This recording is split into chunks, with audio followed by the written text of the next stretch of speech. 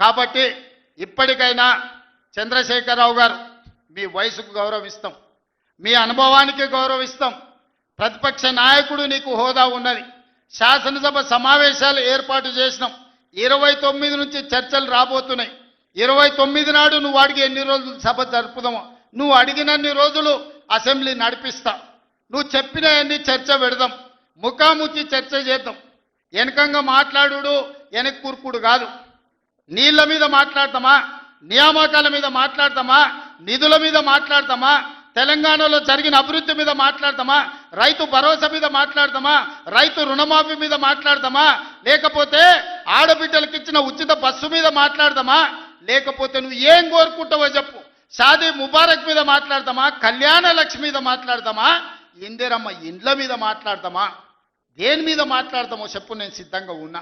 చర్చిద్దాం, దేశానికి ఆదర్శంగా నిలబడదాం, సమస్యల మీద మాట్లాడదాం, ఎవరు ఏం చేసినరో చెప్పుకునే అవకాశం కల్పిస్తాం.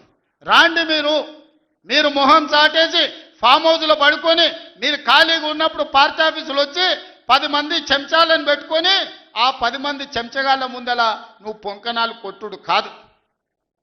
నిజమైన చర్చ అసెంబ్లీలో చేద్దాం. ప్రజలు ఎన్నికలు ముగిసినాయి, అసెంబ్లీలో చర్చ చేయమని చెప్తారు. ఎవరు ఏం మాట్లాడతారో ప్రజలు వింటారు. విఘ్నులైన ప్రజలు తీర్మానం చేస్తారు. ఇలా సర్పంచులు అయిపోయినాయి.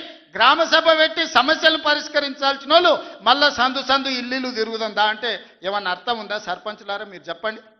ఇల్లు తిరిగినరు, ప్రజల దగ్గరకు పోయిరు, ప్రతి తలుపు తట్టిరు, ప్రతి గుండెకి చేరు, నమస్కారం పెట్టిరు, గెలిస్తే వాళ్ళు తీర్పిచ్చారు, మీరంతా సర్పంచులయ్యారు.